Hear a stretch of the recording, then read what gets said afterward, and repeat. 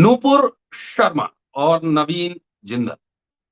यह मामला तुल पकड़ता जा रहा है। मुंबई पुलिस ने एफआईआर दर्ज किया है नूपुर शर्मा के खिलाफ। इधर दिल्ली पुलिस ने उनको सुरक्षा दी है और जिन लोगों ने उनको धमकी दी है, जहां जहां तक अब तक सूचना है, उनके खिलाफ मुकदमा दर्ज किया है। लेकिन इसी तरफ एक महत्वपूर्ण खबर आ रही है जिस पर जेपी सिंह साहब ने एक लेख लिखा है। उस लेख पर चर्चा करना इस समय लाजमी। दोस्तों, रतन लाल बोल रहा हूं। काम की बात में आपका स्वागत है और पेश है अम्बेडकर राम। खबर यह है कि सहारनपुर के निवासी गुप्ता ब्रदर्स के नाम से जाने जाते हैं दक्षिण अफ्रीका में। राजेश गुप्ता, अतुल गुप्ता, एक भाई और है अजय गुप्ता। जी। ये तीन यूएई में गिरफ्तार कर लिए गए हैं पैसे के हेरा फेरी।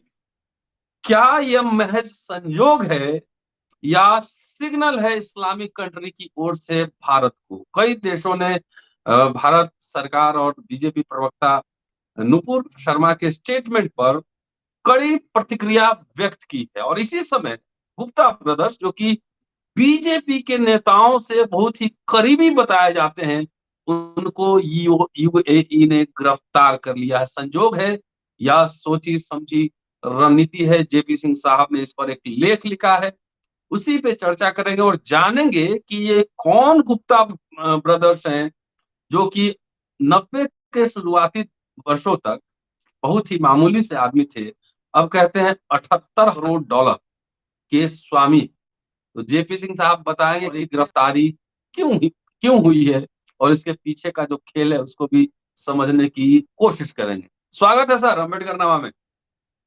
जी नमस्कार। नमस्कार सर। क्या जी। आपने लिखा है आज? बहुत ही धमाकेदार लेख है, पूरा सर बायोग्राफी और धमाका। कच्चा चिट्ठा खोला है।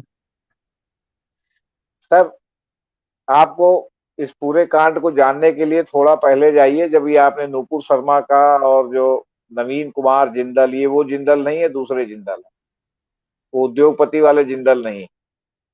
जो इनका मामला उठाया तो बात वहां से शुरू हो रही है।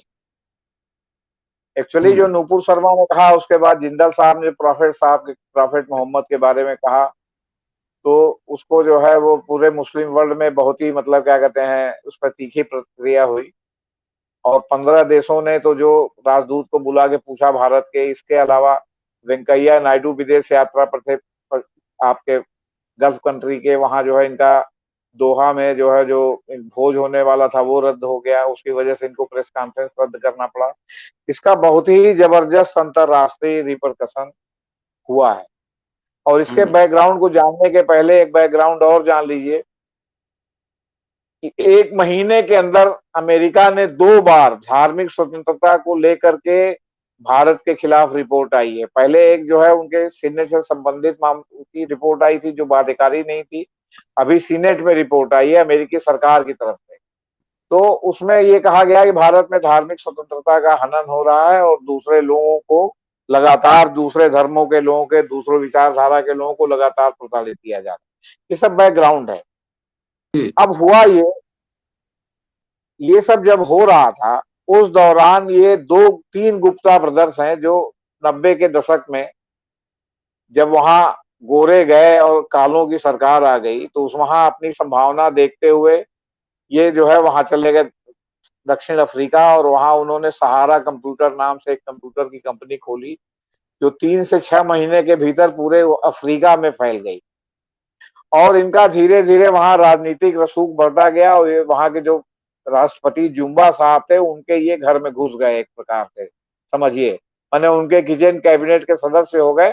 और फिर जो है वो इन्होंने माइंस और तमाम अन्य क्षेत्रों में जो है वो प्रवेश किया और इनके सफलता के झंडे अपने गाड़ते गए। यहाँ तक कि अब ये वहां अधिकारियों की नियुक्ति कराने लगे। इन्होंने एक अखबार अच्छा। निकाल दिया, एक चैनल खोल दिया, अधिकारियों की नियुक्ति कराने लगे। अब ये सब जब मामला 2016 में उठा तो जुम्बा साहब को तो इस्तीफा देना पड़ा, वो जेल भी गए। उनके साथ उनके जो है सलाहकार मंत्री 3-3 4-4 लोग गिरफ्तार हुए जो जमानत पर छूटे हुए हैं, जिनके खिलाफ मुकदमा चल रहा है। और ये लोग जो है वो स्वतः वहां से तीनों भाई भाग निकले अपना परिवार लेकर। अब ये मुझे नहीं मालूम जो इनका व्यापार था वो इनके कारिंदे चला रहे हैं या व्यापार में कुछ रोक लगी, बहरहाल ये जाके दुबई में छिप के रहने लगे। दुबई से उस समय साउथ अफ्रीका का प्रत्यार्पण का जो है वो समझौता नहीं था, इसलिए सुरक्षित थे कि प्रत्यार्पण अगर हम पकड़ भी जाएंगे तो नहीं होगा। जिसको समझ करके जो है साउथ अफ्रीका ने दुबई से उनसे बात किया, यूएई से, और 2021 में समझौता हो गया है प्रत्यार्पण का। लेकिन ये 3-4 साल से इंटरपोल में को के संज्ञान में होने के बावजूद, इंटरपोल की नोटिस के बावजूद, ये जो है अपना वहां रह करके यूएई में अपना कारोबार चला रहे हैं। इधर ये जो नूपुर शर्मा का मामला हुआ उसमें यूएई सहित 15 देशों में बहुत जबरदस्त रिएक्शन हुआ, और कतर और दोहा के तो मॉल से जो भारतीय सामान था, जो दुकानों पर भारतीय सामान था, वो सारा सामान रातों रात हटा लिया गया। कतर में तो जो भारत के 25-30 हजार लोग काम कर रहे हैं, या 2.5 लाख, संख्या मैं नहीं बता सकता, काफी बड़ी संख्या है, उनके ऊपर तलवार लटक रही कि कहीं उनको भारत में भेज दिया जाए, वहां से कार्य मुक्त करके। बहरहाल ये सब भविष्य की बातें हैं। तो यूएई के में हुआ। अब आप एक बात बताइए, जो 4 साल से या 21 से समझौता हुआ है, तब से जो लोग वहां यूएई में रह रहे हैं, दुबई में रह रहे हैं, उनके खिलाफ कभी भी गिरफ्तारी की कार्रवाई नहीं हुई। अचानक कल रात में कैसे गिरफ्तारी हो गई? तो मैं उसे जोड़ता हूं कि ये कहीं ना कहीं जो मोदी सरकार उनकी निगाह में गिरी है, आपके जो भाजपा उनकी निगाह में गिरी है, जिस पर रिएक्शन हुआ है, जो प्रॉफिट साहब के बारे में, प्रॉफिट मोहम्मद के बारे में कह दिया है इन लोगों ने, और उसके बाद ये लोग बड़ी लचर कार्रवाई कर रहे हैं, अभी तक गिरफ्तारी तक नहीं हुई है। उसको देखते हुए यूएई ने एक प्रकार से झटका दिया है इनको कि हम जो है वो क्या कहते हैं, इंटरपोल के कहने पर हम गिरफ्तार कर रहे हैं और हम अफ्रीका को खबर कर दे रहे हैं, और अफ्रीका कह रहा है कि भाई हम प्रत्यार्पण संधि हो गई तो हमारे यहाँ प्रत्यार्पण करें। ये लोग गिरफ्तार कर लिए गए। 3 भाई में 2 भाई गिरफ्तार हैं, तीसरा भाई है वहां दुबई में था, या वहां से कहीं विदेश यात्रा पर था, या कहीं छिपा हुआ था, या तीनों अलग अलग रहते हो, 2 गिरफ्तार हुए, तीसरे को पता चल गया हो तो अंडरग्राउंड हो गया हो। तीसरा भाई इसमें नहीं गिरफ्तार है, इसमें सिर्फ 2 ही भाई गिरफ्तार हैं, है ना। तो अब ये समझिए कि इन लोगों ने वहां के राष्ट्रपति जैकब जुमा को इस कदर अपने बस मैंने अपने बस में कर रखा था, और उनकी बीवी को अपने माइनिंग कंपनी में नौकरी दे दी थी, एक ओहदा दे दिया था, जो बिना काम की एक मोटी तनख्वाह ले रही थी, आपसे बताएं। तो आप ये समझ लीजिए कैसा, और 78 करोड़ यूएस डॉलर का जो है इनके पास जो है प्रॉपर्टी थी, है ना। तो अब आप ये बताइए कि ये गुप्ता, बंधु, अतुल, राजेश और अजय, अजय इसमें नहीं गिरफ्तार, है ना। अजय जो है इसमें नहीं गिरफ्तार है। अब इसमें जो है वो जुमा की बेटी दुदू जिले जुमा सहारा कंप्यूटर की डायरेक्टर थी, और जुमा के बेटे दुदू जुबा जुमा इनके कंपनी के एक दूसरी कंपनी के डायरेक्टर थे, उनको डायरेक्टर बना के एक मोटी खासी रकम, आप अच्छी तरह से जानते हैं कि कंपनियों के लोग डायरेक्टर बना के किस तरह पैसा दिया जाता है। अब अगर आपको याद हो तो जिस समय प्रमोद महाजन जी जीवित थे, और आपके क्या कहते हैं, ये रिलायंस का जो है आपका फोन आया था पहली बार, जो अनिल अंबानी के पास चला गया था, जो डिफंक हो गया अंत में, उसका जो है आपका जो है वो बहुत बड़ा शेयर जो है उनको प्रमोद महाजन के परिवार को दिया गया था, बिल्कुल एकदम टोकन 1 रुपए के दाम में। और उसका दाम कितना हो गया। साथ में ये चर्चा थी कि प्रमोद महाजन के भाई जिन्होंने इनकी हत्या कर दी, उनको या उनकी पत्नी के नाम से हर महीने जो है लगभग 70,000 1 लाख रुपया जो है उनको जो है एक ऑनरेरियम टाइप का मिलता था। तो ये सब क्या है, घूस नहीं है, तो आप बता। लेकिन अब वो मर गए तो सब चीज दबी रह गई। और बाकी यहाँ तो ये सिद्धांत है कि तुम्हारा भ्रष्टाचार भ्रष्टाचार है, हमारा भ्रष्टाचार सदाचार है। तो ये स्थिति है सर। अब सवाल इस बात का है कि नूपुर शर्मा पर इन्होंने और उनको जो है पार्टी से एक को निष्कासित किया, एक को निलंबित किया 6-6 साल के लिए। लेकिन किया क्या, आप ही बताइए। आप दूसरा तो होता तो उसकी गिरफ्तारी हो जाती, आपने क्या किया। लेकिन अब आप इसका रिपरकशन समझिए, आप इसका रिपरकशन इस तरह से समझिए कि आपके क्या कहते हैं 38 नेताओं की इन्होंने पहचान की है, जो विश्वमन करते हैं, जो दूसरे के धार्मिक भावनाओं को चोट पहचाने वाले बयान देते हैं, उसमें से 27 को इन्होंने हिदायत दे दी है कि अगर आपने आज के बाद कुछ भी इसके ऊपर बोला तो पार्टी से पहले परमिशन लीजिए बोलने की, तब बोलिए, वरना बोलिए मत। अब इसमें आपके विनय कटियार का भी नाम शामिल है, अनंत कुमार हेगड़े का भी नाम शामिल है, शोभा करंद जाले का भी नाम शामिल है, गिरिराज सिंह है, तथागत राय है, प्रताप सिन्हा है, महेश शर्मा है, टी राजा सिंह है, विक्रम सिंह सैनी है, साक्षी महाराज है, संगीत सोम है। ये तो ऐसे नाम शामिल है। साथ में भी जो इनके संघ परिवार की जो अपेंडिक्स है, आपके क्या कहते हैं, जो साध्वियां हैं, और जो तमाम लोग हैं जो डायरेक्ट पॉलिटिक्स में नहीं जुड़े हैं, वो भी विश्व भ्रमण करते हैं।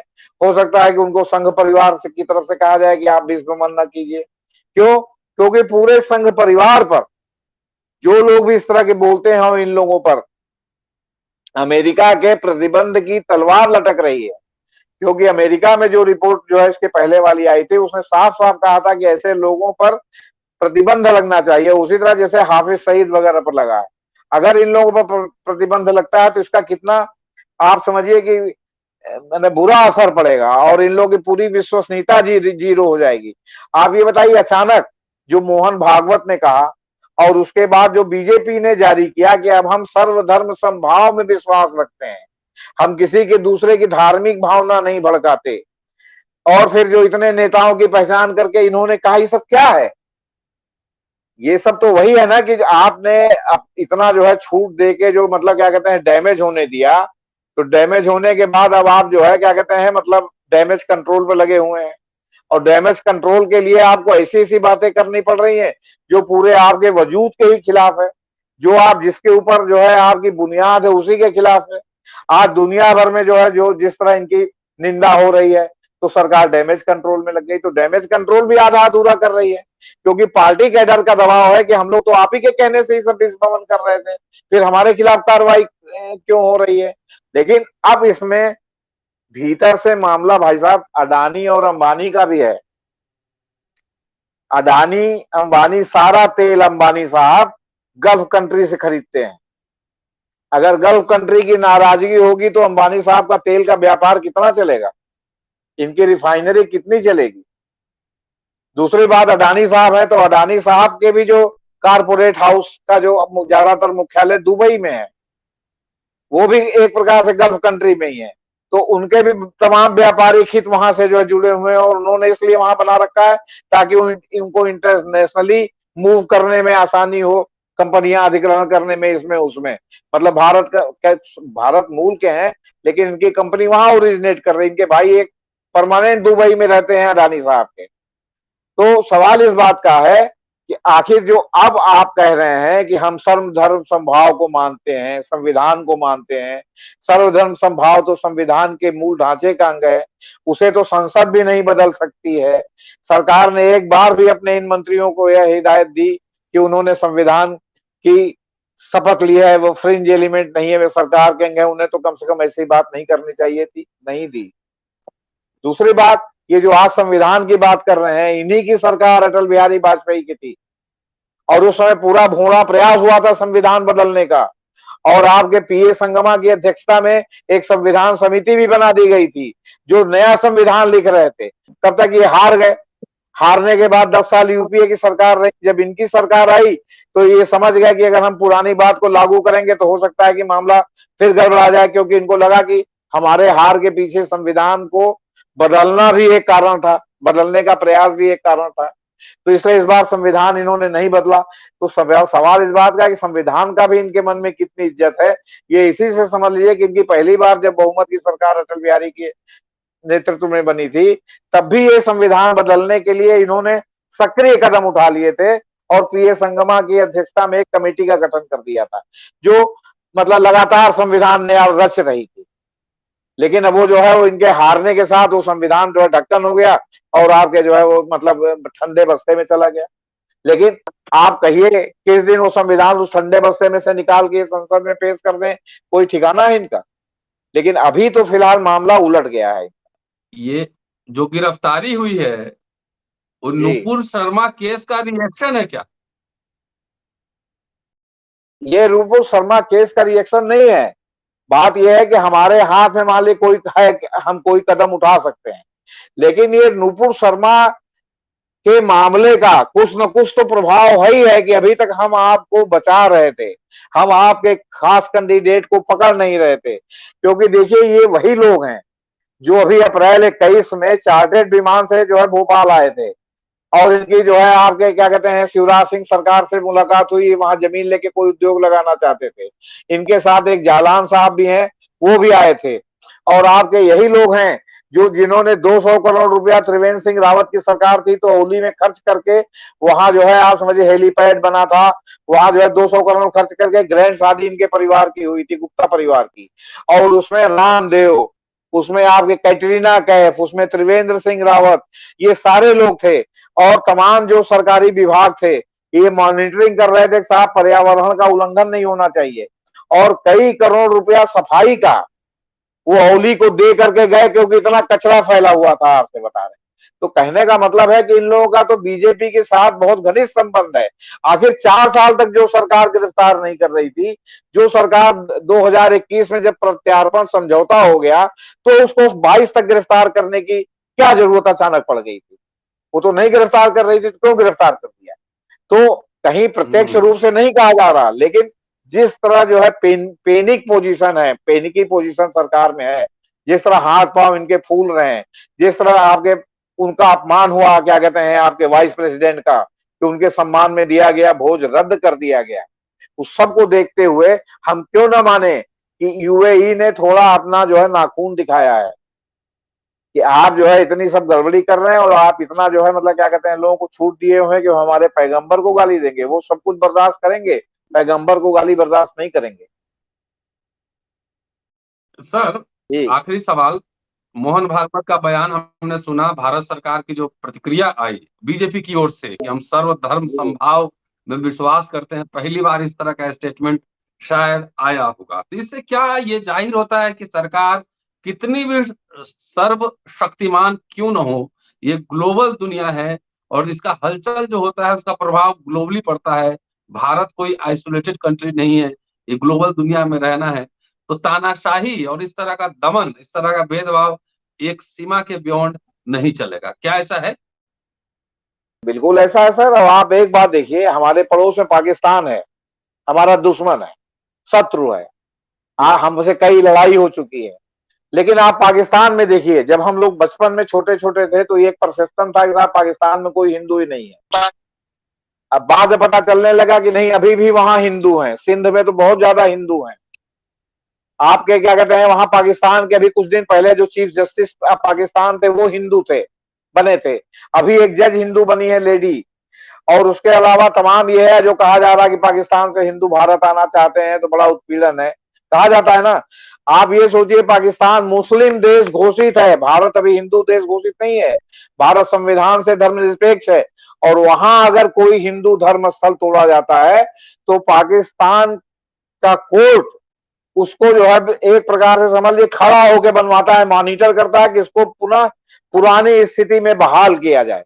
इतना अंतर है भारत पाकिस्तान में, जो कि एक मुस्लिम मुस्लिम कंट्री है और आप एक धर्मनिरपेक्ष कंट्री है। तो कहने का मतलब है कि इसका जो है असर 101% है। आखिर अचानक इतना हृदय परिवर्तन कैसे हो गया सर? चाहे मोहन भागवत का हृदय, सब 1 जून के बाद हृदय परिवर्तन है।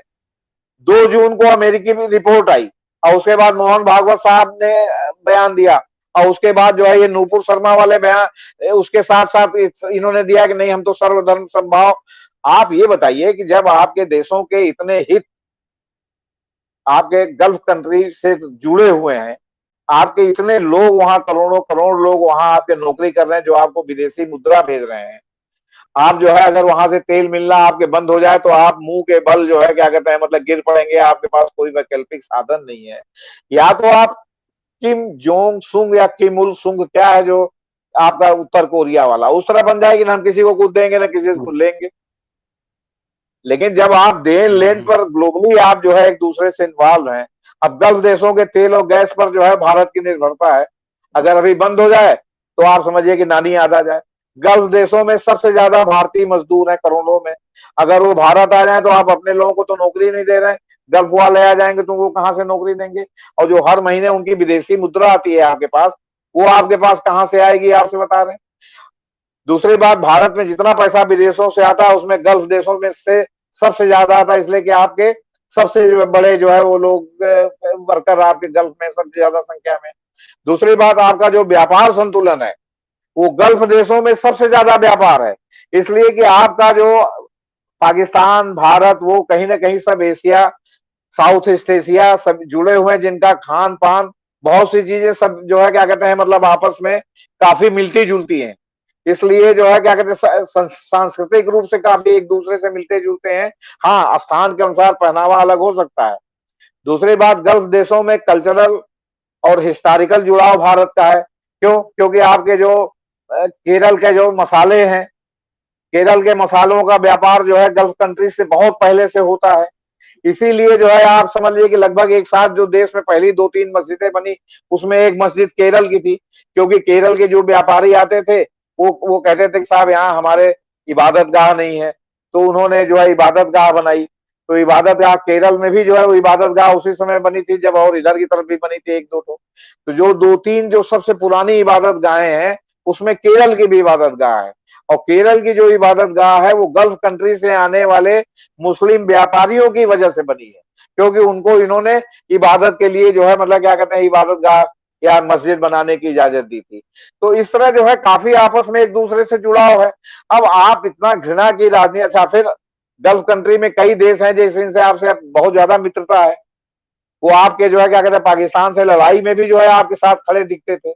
तो सवाल इस बात का है कि इन सब परिस्थितियों में अगर आप जो है क्या कहते हैं मतलब अपनी लाइन अलग खींचने की कोशिश करेंगे तो कैसे करेंगे?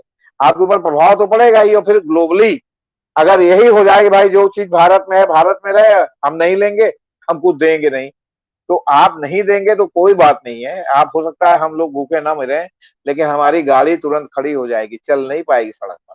हवाई जहाज खड़े हो जाएंगे पेट्रोल के अभाव में, डीजल के अभाव में, गाड़ियां खड़ी हो जाएंगी, आर्मी का आधा से ज्यादा काम रुक जाएगा। मतलब सब कुछ तो एक दूसरे पर निर्भर है सर।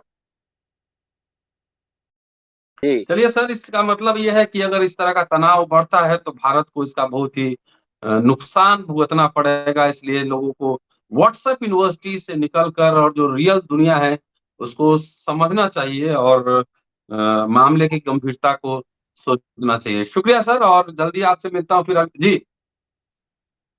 सर, व्हाट्सएप यूनिवर्सिटी तो आफ्टर इफेक्ट है इनके आईटी सेल का।